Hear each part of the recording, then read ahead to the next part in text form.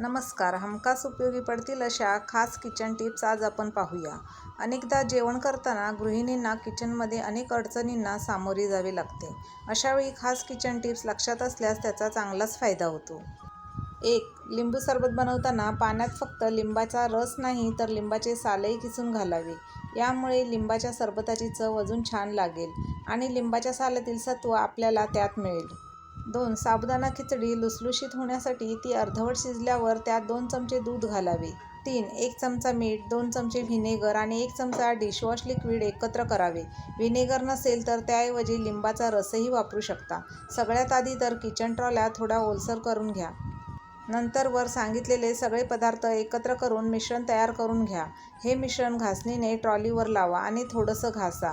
5 मिनिटे तसेच राहू द्या आणि त्यानंतर धुवून टाका. किचन ट्रॉली लगेच स्वच्छ आणि चकचकीत होतील. 4. जर आपल्याकडे घरात विरजण नसेल आणि दही लावायचं असल्यास सर्वात आधी दूध गरम करून घ्या. त्यात थोडासा लिंबाचा रस घालून पातेलं 10 ते 12 तास झाकून ठेवा. मस्त साईचं दही लागेल. 5. खमंग ढोकळा कुकरमध्ये करत असाल तर कुकरच्या झाकणाला स्वच्छ कॉटन कपडा बांधून घ्यावा आणि ते झाकण नुसते त्यावर ठेवावे, कुकर बंद करू नये. 6. अनेकदा आपण चहा बनवून झाल्यावर त्याचा चोथा फेकून देतो. पण असं न करता उरलेला चोथा घरातल्या वस्तू पुसण्यासाठी वापरू शकता किंवा झाडाच्या कुंडीत खत म्हणून वापरू शकता. चहाच्या या चोथ्याने तुम्ही काचेच्या, लाकडाच्या वस्तू स्वच्छ करू शकता. 7. छोले रात्री भिजवताना त्यात मुठभर हरभरा डाळही भिजवावी. त्याने छोले रस्सादार आणि दाट होतात. 8. सुके खोबरे खराब होऊ नये याकरता ते तूर डाळीच्या डब्यात ठेवावे. 9. भाजी खारट झाल्यास त्यात उकडलेला बटाटा घालावा. खारटपणा कमी होण्यास मदत होते. 10. पालेभाज्या सुकल्यास पाण्यात 1 चमचा व्हिनेगर किंवा लिंबू रस आणि त्या पाण्यात भाज्या भिजत ठेवा, परत टवटवीत होतात. 11. जर जेवण बनवताना एखादा पदार्थ जळल्यामुळे भांडे खराब झाल्यास ते स्वच्छ करणे कठीण जाते.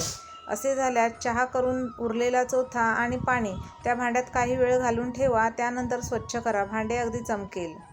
12. बरेचदा बटाट्याचा पराठा लाटताना त्यातील सारण बाहेर येते किंवा पराठा तुटतो.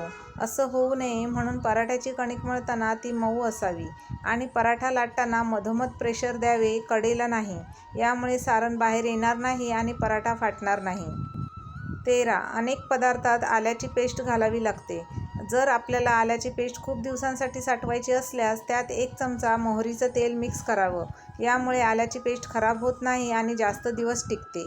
14. सुकामेवा बरेच दिवस राहिल्यास त्याची पावडर होते किंवा बुरशी लागते. असे होऊ नये याकरता सुकामेवा नेहमी एअरटाईट डब्यात भरून फ्रीजमध्ये ठेवावा. खूप दिवस टिकतो. 15. कोशिंबीर अगोदर बनवून ठेवली तर ती बरेचदा आंबट होते किंवा तिला पाणी सुटते. हे टाळण्यासाठी दह्यामध्ये आधीच सर्व साहित्य घाला, पण मीठ घालू नका. कोशिंबीर वाढायच्या वेळेस त्यात मीठ घाला, म्हणजे ती आंबट होणार नाही किंवा पाणी सुटणार नाही. 16. भाजी, डाळी, कडधान्य आणि पुलाव करताना त्यात पुदिन्याची पाने घालावी. त्यामुळे त्या पदार्थाची पाचकता वाढते. मसाल्यात हिंगाचे खडे घालावे, स्वाद चांगला येतो. 17. जर रस्साभाजी असेल आणि त्यात मीठ जास्त झालं असेल तर त्यात थोडा उकडलेला बटाटा घालावा आणि किंवा कणिकेचा छोटा गोळा करून घालावा. यामुळे जास्त झालेलं मीठ त्यात शोषलं जाईल आणि भाजीमध्ये काही बदल होणार नाही. पण जर थोड्या वेळाने कणिकेचा गोळा किंवा बटाटा आठवणीने काढावा आणि जर भाजी सुकी असेल आणि मीठ जास्त पडलं असेल तर त्यात थोडंसं भाजलेलं बेसन किंवा दाण्याचा कूट घालू शकता. 18. चिवडा कमी तेलकट करण्यासाठी तो ऑलिव्ह तेलामध्ये बनवावा किंवा 50 डिग्रीला ओव्हनमध्ये 1 तास ठेवावा. 19. जर जेवणामध्ये लसूण घालूनही त्याचा वास लागत नाही, अशावेळी लसूण कापून घालण्याऐवजी कुटून किंवा किसून घालावा.